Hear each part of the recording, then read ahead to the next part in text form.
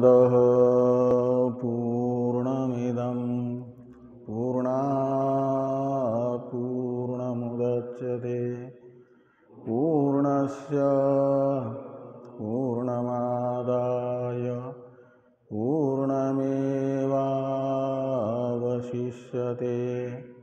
ॐ शान्ति शान्ति शान्तिः।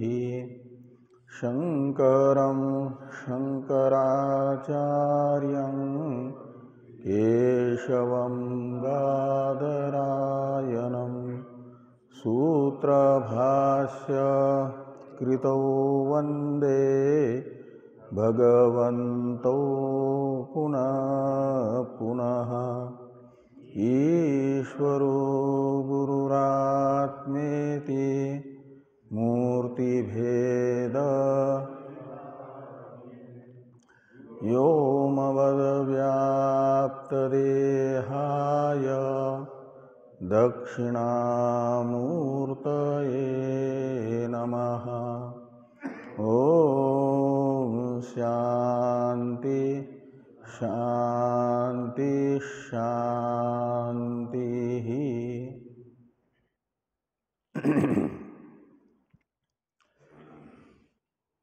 ब्रह्म सूत्र के साधन अध्याय नामक तृतीय अध्याय के प्रथम पाद के तृतीय अधिकरण की चर्चा हम लोग कर रहे हैं। इस अधिकरण के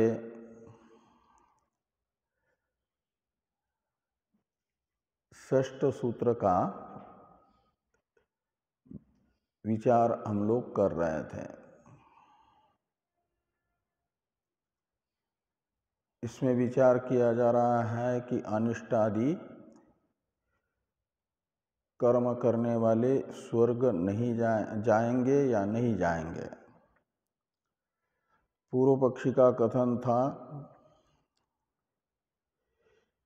ये वै केचन अस्मात् लोकात् प्रयन्ति ते चंद्रमसम एव ते सर्वे गच्छन्ति। इस कौशितकी श्रुति के अनुसार सब के सब मनुष्य शरीर से जाने वाले स्वर्ग ही जाते हैं। इस कौशितकी श्रुति के आधार पर पूर्व पक्षी ने कहा कि यह श्रुति सामान्य रूप से बता रही है कि सब के सब ब्रह्मलोक क्या नाम स्वर्गलोक ही जाते हैं। इसलिए उस श्रुति प्रमाण से तथा पंचम आहुति के नियम की पूर्ति के लिए मानना चाहिए अनिष्टाधिकारी भी जाते हैं स्वर्ग ही। सिद्धांत को द्वितीय सूत्र से बताते हुए ये कहा गया कि अनिष्टाधिकारी चंद्रलोक जाते हैं, ये कथन अनुचित है।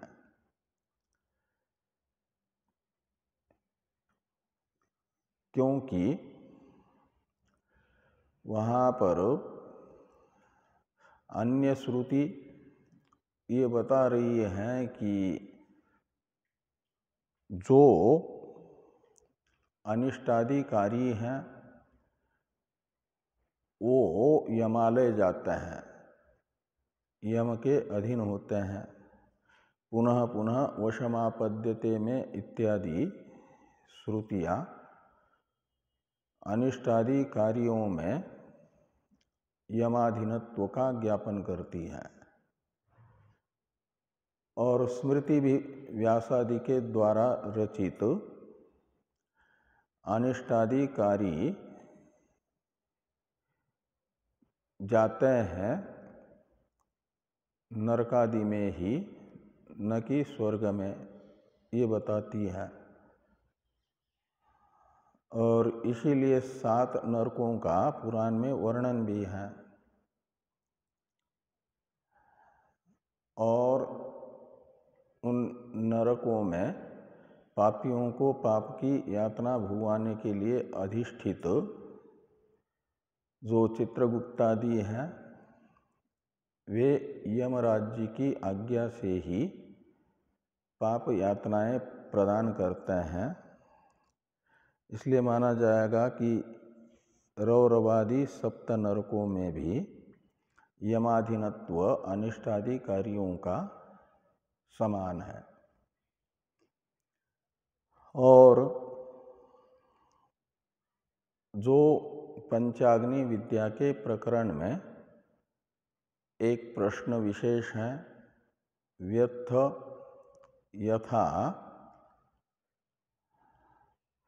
अयम असो लोको न संपूर्यते, एक प्रश्न है और इसका उत्तर देते समय 3 मार्गों का कथन हुआ। उनमें से उपासना से गम्य उत्तरायण मार्ग, इष्टादि कर्म से गम्य दक्षिणायन मार्ग, और इन 2 मार्गों में से किसी भी मार्ग से जो नहीं जाते हैं, का मतलब जो उपासना तथा इष्टादि पुण्य कर्मकारी नहीं है, उनके लिए तृतीय स्थान बताया गया, जायस्व म्रियस्व रूप। तो जो कर्मगम्य दक्षिणायन मार्ग है उसी से स्वर्ग जाया जाता है। तो मनुष्य शरीर से मनुष्य शरीर को छोड़ करके जाने वालों में से इष्टादि कर्मकारी तो दक्षिणायन मार्ग से स्वर्ग जाएंगे, किंतु जो अनिष्टाधिकारी हैं उन्हें उन 2 मार्ग में से एक भी मार्ग प्राप्त न होकर के तृतीय स्थान प्राप्त होगा। और जो तृतीय स्थान से यानी तृतीय मार्ग से जाते हैं वे स्वर्ग पहुंचते ही नहीं हैं। इसलिए स्वर्ग का संपूर्ण नहीं होता है, अपूरा ही रहता है। ये सब चर्चा विद्या कर्मणो रीतितु प्रकृतत्वात् इस सूत्र के भाष्य में हम लोग कर रहे थे कि तत्प्रक्रियायाम अथ एतयोः पथोर्न कत्रेण च न इति श्रुतम। ये जो भाष्य है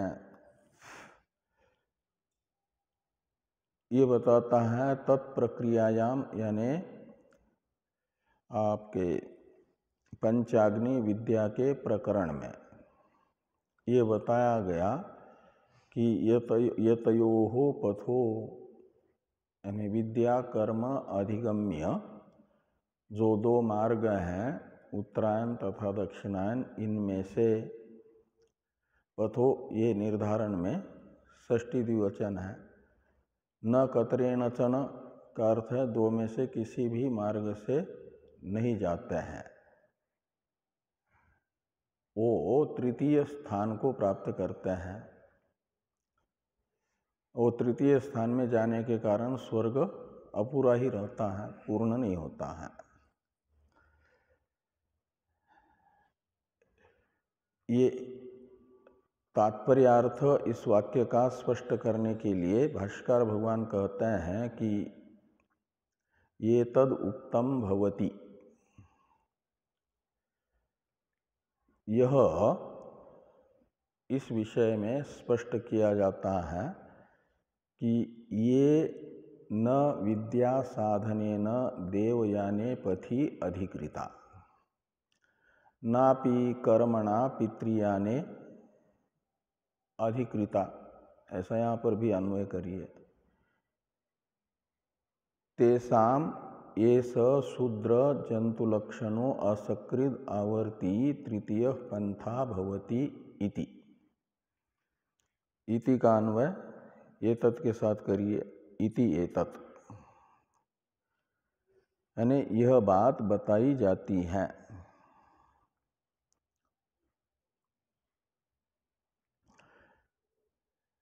कि जो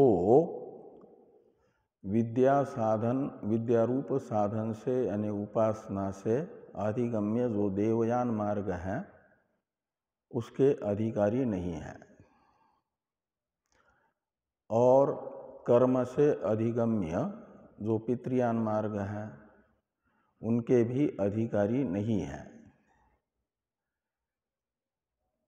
उन्हें असकृद आवर्ती का मतलब बार बार आवर्तनशील जो क्षुद्र जंतु रूप तृतीय पंथा है, मार्ग है, वह उपलब्ध होता है। यह बात अथ एतयो पथोर न कतरेण चन इस वाक्य के तात्पर्य अर्थ के रूप में बताई जाती है। तो इसलिए मनुष्य शरीर को छोड़ करके जाने वाले सब के सब वहाँ पहुँच ही नहीं रहे हैं, यह अर्थ निकलेगा। तस्मात् अपि न अनिष्टादिकारी भी चंद्रमा प्राप्यते। तो अनिष्टादि कार्यों को तृतीय स्थान का अधिकारी श्रुति के द्वारा निश्चित किए जाने के कारण अनिष्टादि कार्यों का स्वर्ग प्राप्य नहीं होगा। चंद्रमा यानी स्वर्ग न प्राप्यते, तो स्वर्ग की प्राप्ति उन्हें नहीं होगी। आगे कहते हैं कि स्याद एतत् तेपि चंद्रबिंबम आरुह्य ततो अवरुह्य क्षुद्रजंतुत्वं प्रतिपत्स्यन्ते इति। यानी इति एतत् स्यात्, ऐसी आशंका पूर्व पक्षी करते हैं यदि, क्या कि तेपि चंद्रबिंबम आरुह्य, तेपि यानी अनिष्टादि कारिणोपि, जो अनिष्टादि पाप कर्म करने वाले हैं वे भी चंद्रबिंबम यानी स्वर्गम आरुह्य, उनका भी स्वर्गारोहण हो जाता है, लेकिन वहाँ उन्हें उपभोग नहीं होगा, जाएंगे और फिर वापस आ जाएंगे। ततो अवरुह्य क्षुद्र जंतुत्वं प्रतिपत्स्यन्ते इति। स्वर्ग गए और वहाँ फलोपभोग किए बिना ही वापस क्षुद्र जंतु को प्राप्त करेंगे, क्षुद्र योनि को प्राप्त करेंगे। इति यानी इति एतत् स्यात्, ऐसा यदि पूर्व पक्षी कहना चाहेंगे तो कहते तदपि नास्ति, ये कथन भी उचित नहीं है। सिद्धांती कह रहे हैं क्यों, तो कहते आरोह अनर्थक्यात्, तो स्वर्गारोहण निरर्थक हो जाएगा। इसे स्पष्ट किया जा रहा है कि अपि च सर्वेषु प्रयत्सु चंद्रलोकम प्राप्नुवत्सु असौ लोकः प्रयद्भिः संपूर्येत इत्यतः प्रश्न विरुद्धम प्रतिवचनम प्रसज्जेत, तथा ही प्रतिवचनम दातव्यम यथा असौ लोको न संपूर्यते।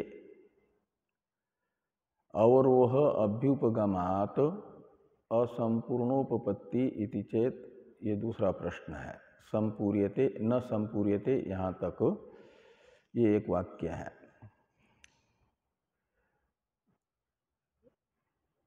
कि अपि च सर्वेषु प्रयत्सु चंद्रलोकम प्राप्नुवत्सु, यदि मनुष्य शरीर को छोड़ करके जाने वाले सारे जीवों में से हरेक जीव स्वर्ग ही प्राप्त करेगा।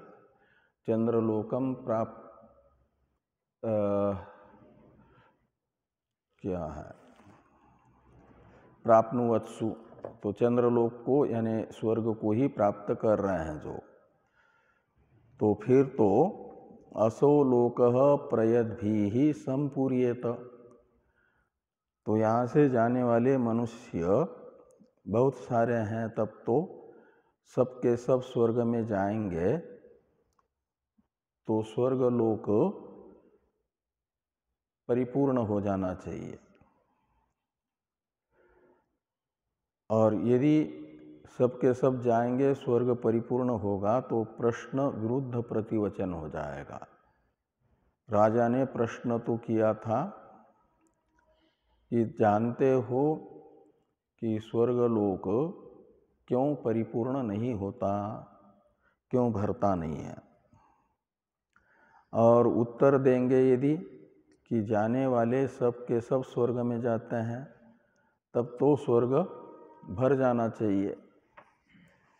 ये प्रश्न विरुद्ध उत्तर हो जाएगा। प्रश्न विरुद्धम प्रतिवचनम प्रसज्जेत, तथा ही प्रतिवचनम दातव्यम, उत्तर प्रश्न का वैसा ही देना चाहिए जैसा प्रश्न है, प्रश्न के अनुरूप उत्तर होना चाहिए। और प्रश्न था कि स्वर्गलोक क्यों भरता नहीं है,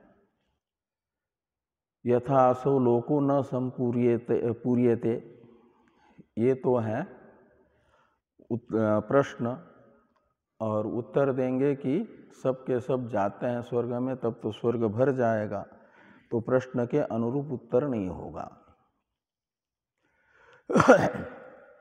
अब सबका स्वर्ग में गमन मानने वाले यदि ये उत्तर देते हैं कि स्वर्ग में जाते तो हैं, लेकिन स्वर्ग से अवरोहन होता है, इसलिए स्वर्ग भरता नहीं है, ये उत्तर यदि देते हैं तो कहते हैं ये प्रश्न अवरोह अभ्युपगमात असंपूर्णोपपत्ति इति चेत, ऐसा यदि पूर्व पक्षी कहना चाहेंगे कि स्वर्ग तो गए सभी के सभी, किंतु वहाँ सबका अवस्थान नहीं होगा भोग के लिए।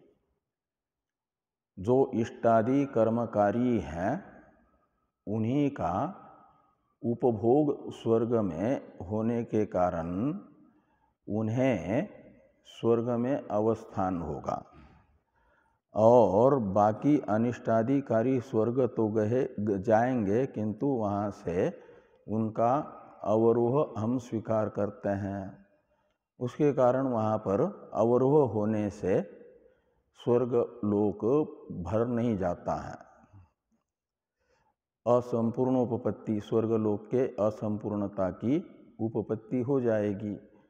इस प्रकार की आशंका यदि पूर्व पक्षी करते हैं तो कहते हैं न अश्रुतत्वात्, श्रुति में जो श्रुत अर्थ हैं, प्रतीयमान अर्थ हैं, उसी को स्वीकार करना उचित है। तो श्रुति ने तो ये बताया कि अथ एतयो पथोर्न कत्रेण च न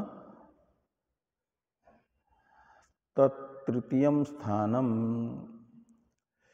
जायस्व म्रियस्व इति एतत् तृतीयं स्थानम तेन असो लोको न संपूर्यते।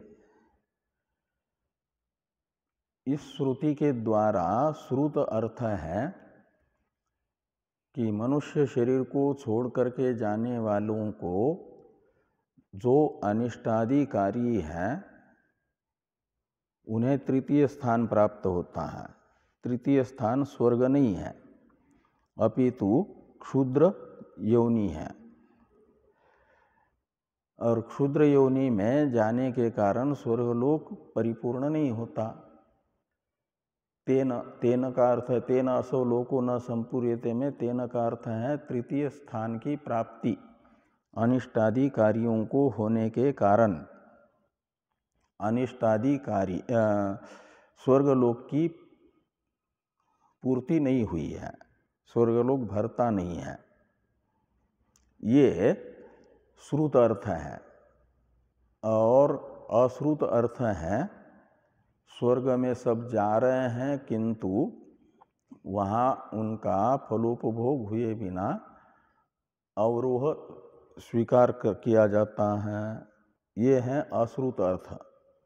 और इस अश्रुत अर्थ को स्वीकार करने की आपत्ति आएगी, यानी श्रुत का परित्याग और अश्रुत का उपादान, ये दोष होगा।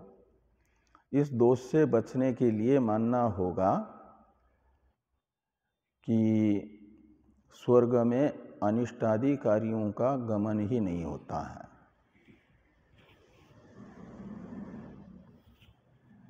ये स्पष्ट करते हुए कहा जा रहा है कि सत्यम अवरोहात अपि असंपूर्णम उपपद्यते। अवरोह से भी स्वर्ग का असंपूर्ण यानी न भरना सिद्ध हो सकता है। ये जो आप कह रहे हो ये ठीक है, अर्ध सत्य है, लेकिन श्रुति ऐसा यदि बताएगी तब तो ये आपका पूर्ण सत्य होगा। श्रुतिस्तु तृतीय स्थान संकीर्तनेन असंपूर्णम दर्शयति। श्रुति तो अवरोह निमित्तक असंपूर्ण नहीं बता रही है, अपितु श्रुति बताती है अनिष्टादि कार्यों को तृतीय स्थान की प्राप्ति होने से स्वर्ग का असंपूर्ण, ये श्रुति बता रही है। इसे कहते हैं एतत् तृतीयम स्थानम तेन असौ लोको न संपूर्यते। इसमें स्पष्ट यही श्रुति कह रही है, तृतीय स्थान की अनिष्टादि कार्यों को प्राप्ति होने के कारण स्वर्ग की असंपूर्णता। तेन अनारोहात एव असंपूर्णम इति युक्तम। तो श्रुत अर्थ तृतीय स्थान की प्राप्ति होने से स्वर्ग का असंपूर्ण ये है, ये होने से माना जाएगा कि तेन अनारोहात एव असंपूर्णम। इसलिए स्वर्ग में आरोह होगा ही नहीं, स्वर्गारोहण अनिष्टादि कार्यों का न होने से ही असंपूर्ण स्वर्ग का मानना उचित है। और अवरोहस्य इष्टादि कार्येषु अपि अविशिष्टत्वे सति तृतीय स्थानोक्ति अनर्थक्य प्रसंगात। कहे अवरोह अनिष्टादि कार्यों का होने से स्वर्ग का असंपूर्ण, ये भी तो उपपन्न हो सकता है। कहते हैं ये बात तो अवरोह केवल अनिष्टादि कार्यों का ही मात्र हो रहा है ऐसी बात नहीं है। स्वर्ग से अवरोह तो इष्टादि कर्मियों का भी होता है, जब स्वर्ग में सुख का हेतुभूत इष्टादि कर्म का भोग करके क्षय हो जाता है, तो इष्टादि कर्मियों का भी अवरोह माना गया है। तो अवरोह ये समान होने के कारण फिर अवरोह से स्वर्ग का असंपूर्ण बताना अभिष्ट होता यदि, तो इस प्रकरण में तृतीय मार्ग का कथन अनुचित हो जाता, असंगत हो जाता। ये यहाँ पर कहा गया कि अवरोहस्य इष्टादि कार्येषु अपि अविशिष्टत्वे सति। अविशिष्टत्वे सति का अर्थ है साधारण रूप से समान होने से। क्या होगा कि तृतीय स्थानोक्ति अनर्थक्य प्रसंगात, तो तृतीय स्थान के कथन में अनर्थक्य का प्रसंग आएगा।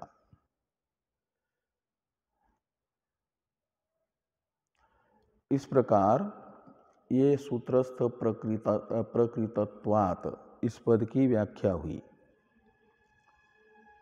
कर्मणोहो इति प्रकृतत्वात्, यहाँ तक का सूत्र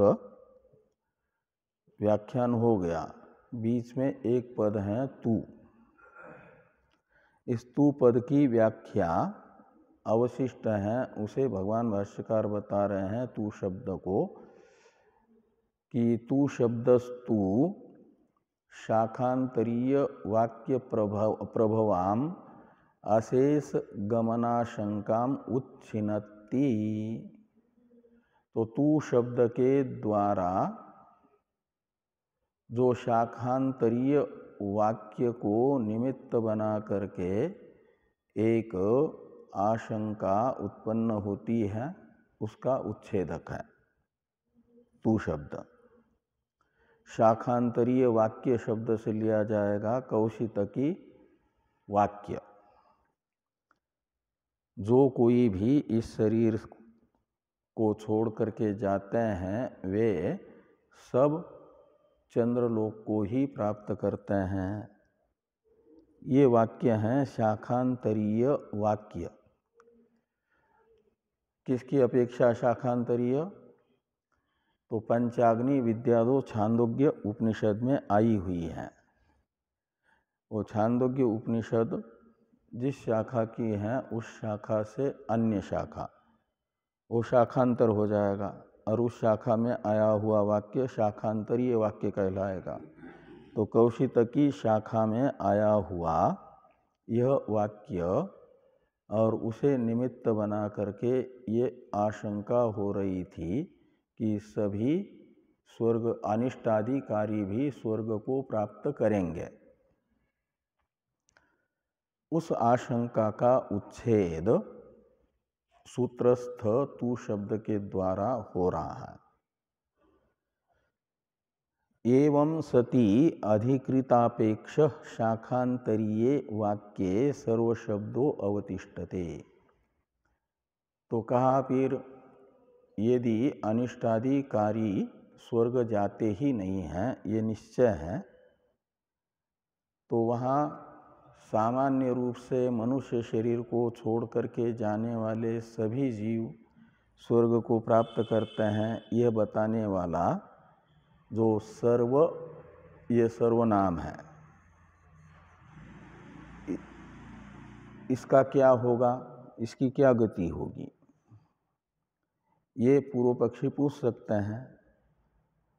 इसका उत्तर देते हुए भाष्यकार भगवान ने लिखा कि एवं सति। एवं सति का अर्थ है अनिष्टाधिकारियों का स्वर्ग में गमन सिद्ध न होने पर, एवं सति का अर्थ निकला। तो शाखांतर में जो सर्व यह शब्द है वह परामर्शक होगा दक्षिणायन मार्ग में जाने का निमित्तभूत अनिष्टादि कर्म, इष्टादि कर्म जिनका है, अनिष्टादि कर्म नहीं, इष्टादि कर्म जिनका है, ऐसे मनुष्य दक्षिणायन मार्ग के अधिकारी रूप मनुष्य जब मनुष्य शरीर को छोड़ करके जाते हैं तो वे सब स्वर्ग ही जाते हैं, इष्टाधिकारी। तो अधिकृत इष्टाधिकारी विषयक वह सर्वश्रुति होगी। ये यहाँ पर कहते हैं कि अधिकृतापेक्ष शाखांतरीये वाक्ये सर्वशब्दों अवतिष्ठते। तो शाखांतरीय वाक्य हुआ कौशितकी शाखा का वाक्य, और उसमें जो सर्व शब्द है वह दक्षिणायन मार्ग के अधिकारियों में सब अधिकारी को बताता है। ये वे केचित अधिकृता अस्मात् लोकात् प्रयन्ति चंद्रमसम एवते सर्वे गच्छन्ति इति। ऐसा अर्थ निकलेगा कि जो कोई भी दक्षिणायन मार्ग में अधिकृत लोक इस मनुष्य शरीर को छोड़ करके जाते हैं, वे सब चंद्रमसम यानी स्वर्गम एव गच्छन्ति, ऐसा अर्थ वहाँ सर्व शब्द का निकलेगा। अब इस अधिकरण के 7वें सूत्र के द्वारा व्यावर्त्य जो आशंका है उसे बताते हैं। कौशितकी शाखा में प्रयुक्त सर्व शब्द को लेकर के अनिष्टादि कार्यों का भी स्वर्ग में गमन जो मानना चाहते थे पूर्व पक्षी, उसका तो निराकरण हुआ। और एक हेतु पूर्व पक्षी ने बताया था, पंचम आहुति की पूर्ति के लिए सबका स्वर्गलोक में गमन मानना उचित है।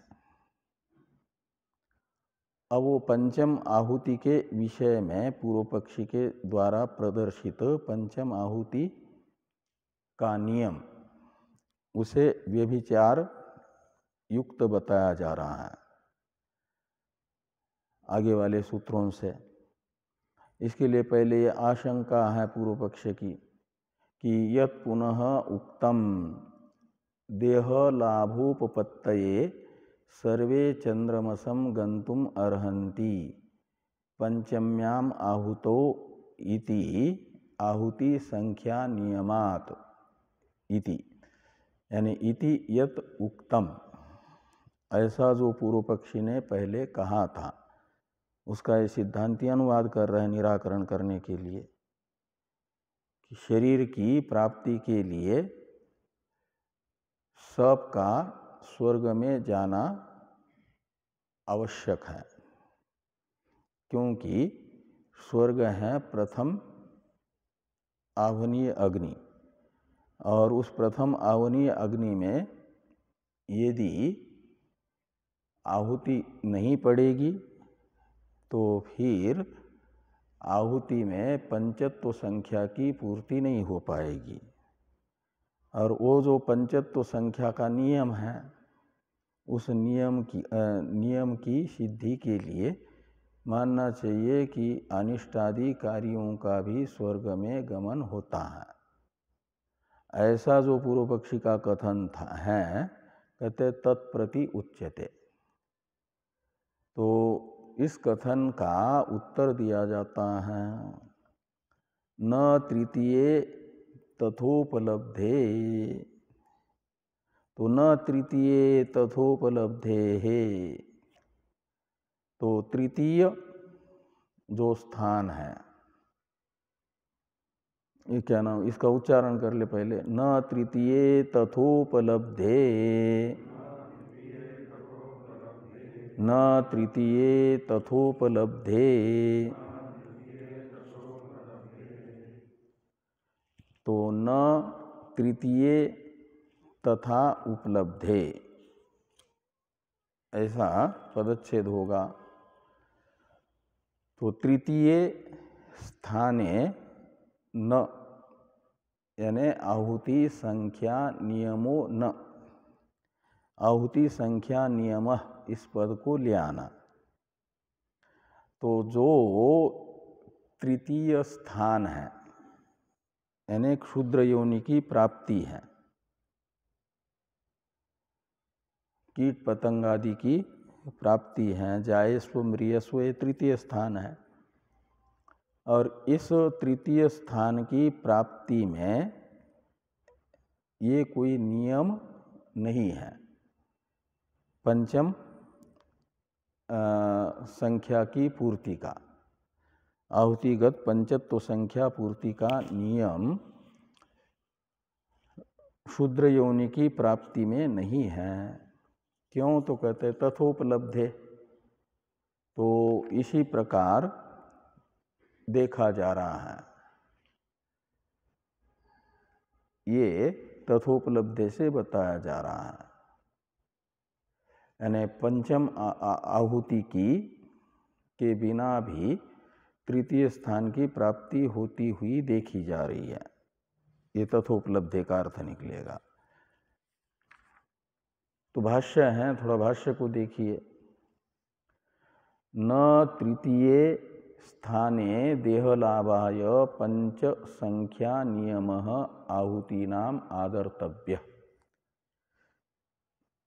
ये न तृतीय इसका अर्थ कर रहे हैं।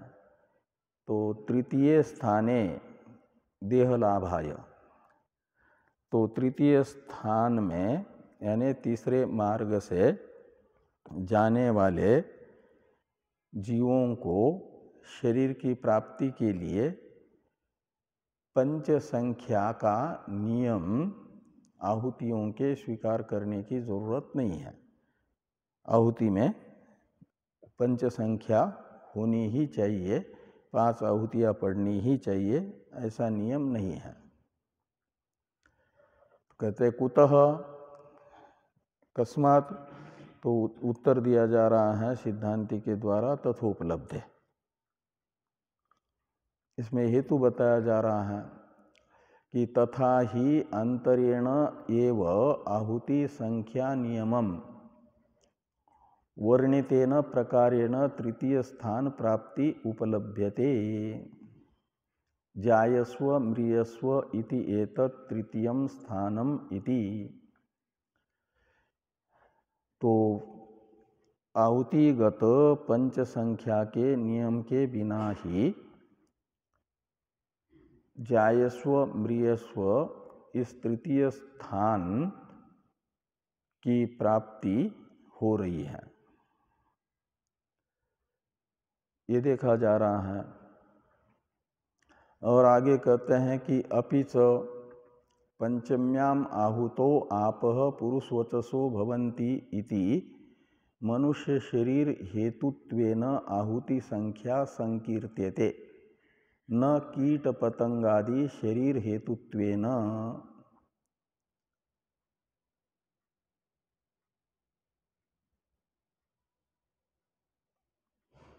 तो ये कहते हैं, और भी एक हेतु बताया जा रहा है। जो श्रुति में पंचम्याम आहुतो आपः पुरुषवचसो भवन्ति ये वाक्य आया, इसमें 5वीं आहुति पढ़ने पर आप शब्दित भूत सूक्ष्म में पुरुष वचस तो बताया गया, यानी मनुष्य शरीर की प्राप्ति के लिए आहुति के पंचत्व संख्या का नियम बताया गया है मनुष्य शरीर की प्राप्ति के लिए, न कि जो क्षुद्र जंतु हैं कीट पतंग आदि, उनकी प्राप्ति के लिए पंचम आहुति का नियम नहीं है, क्योंकि वहाँ पर पुरुष शब्द आया है और वो पुरुष शब्द मनुष्यत्व जाति को बताता है। इसे कह रहे हैं कि पुरुष शब्दस्य मनुष्य जाति वचनत्वात्, जो पुरुष शब्द है वह मनुष्य जाति का वाचक होने से अर्थ निकलेगा जो मनुष्य है, जिसको मनुष्य बनना है, उसके लिए आहुति में पंचत्व संख्या का नियम है, बाकी में नहीं है। अपि च पंचम्याम आहुतो अपाम पुरुषवचस्त्वम उपदिश्यते, न पंचम्याम आहुतो पुरुषवचस्त्वम प्रतिषिध्यते वाक्यस्य व्यर्थता दोषात्। और एक हेतु बताया जा रहा है कि भूत सूक्ष्म के मनुष्य शरीर रूप बनने में 5वीं संख्या का आहुति के कथन किया जा रहा है। आहुति के पंचम संख्या को बताया जा रहा है। लेकिन ये निषेध नहीं किया जा रहा है कि 5 आहुतियां न पड़ने पर आहुति के पंचत्व संख्या की पूर्ति न होने पर मनुष्य शरीर नहीं बनता है, ऐसा निषेध श्रुति नहीं कर रही है। ये बता रही है कि भूत सूक्ष्म मनुष्य शरीर के रूप से परिणत होता है 5वीं आहुति पड़ने पर। लेकिन 5वीं आहुति न पड़ने पर भूत सूक्ष्म मनुष्य शरीर का रूप धारण ही नहीं करेगा, ऐसा निषेध श्रुति में नहीं है। इससे क्या होगा? तो कहते हैं यदि निषेध भी अर्थ मानेंगे तब तो वाक्य भेद नाम का दोष होगा। एक ही वाक्य से पंचम्याम आहुतो आप पुरुषवचस भवंती से मनुष्य शरीर की निष्पत्ति के लिए आहुति में पंचत्व संख्या का विधान करने वाला भी ये वाक्य माना जाएगा। और अपंचमी यानी पंचत्व संख्या न होने पर मनुष्यत्व का निषेध करने वाला भी ये वाक्य माना जाएगा। तो एक वाक्य के द्वारा 2 अर्थ यदि बताए जाए तो वाक्य भेद नाम का दोष होता है। ये वाक्य भेद नामक दोष के कारण ये माना जाएगा कि अपंचमी यानी आहुति में पंचत्व संख्या न होने पर भी कहीं कहीं मनुष्य शरीर की निष्पत्ति होती है। वो और देखी भी जा रही है, ये आगे आएगा। तत्र येषाम आरोहावरोहो संभवत तेषाम पंचम्याम आहुतो देह उद्भविष्यति। तो जिनके मत में ये शाम यानी जिन स्वर्ग में जाने वाले उनका आरोह हुआ स्वर्ग में, उन्हीं का अवरोह होगा, तो उनमें मनुष्य बनते समय 5वीं आहुति हो जाएगी। 5वीं आहुति का नियम सिद्ध हो जाएगा। 5वीं आहुति पड़ने पर देह की उत्पत्ति होगी, ऐसा मान सकते हैं। अन्य शांतु विनयव आहुति संख्यया भूतांतर उपसृष्टाभि अद्भि देह आरप्स्यते। तो अन्य शाम से लेना जो स्वर्ग में नहीं गए और स्वर्ग से नहीं आ रहे हैं, अपितु अन्य स्थान से स्वर्ग में गए बिना भी तो मनुष्य शरीर को प्राप्त कर सकते हैं ना। उनके लिए जरूरी नहीं है ये 5वीं आहुति पड़ने पर ही मनुष्य शरीर बनेगा, ये नियम। तो अन्य शांतु विनय व आहुति संख्या के बिना भी भूत सूक्ष्म से देह का आरंभ होगा। अब स्मर्यते पीच लोके इत्यादि 3 सूत्र अवशिष्ट हैं इस अधिकरण के। इनकी चर्चा हम लोग करेंगे कल।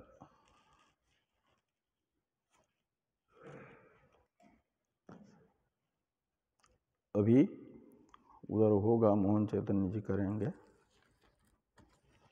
सुबह शाम का। ओम पूर्णमदः पूर्णमिदं पूर्णात् पूर्णमुदच्यते पूर्णस्य पूर्णमादाय पूर्णमेवावशिष्यते। ओम शांति शांति शांति। शंकरं शंकराचार्यं केशवं बादरायणं सूत्रभाष्य कृतो वंदे भगवन्तौ पुनः पुनः। ईश्वरो गुरुरात्मेति मूर्तिभेद विभागिने व्योमवद्व्याप्तदेहाय दक्षिणामूर्तये नमः। ओम शांति शांति शांति।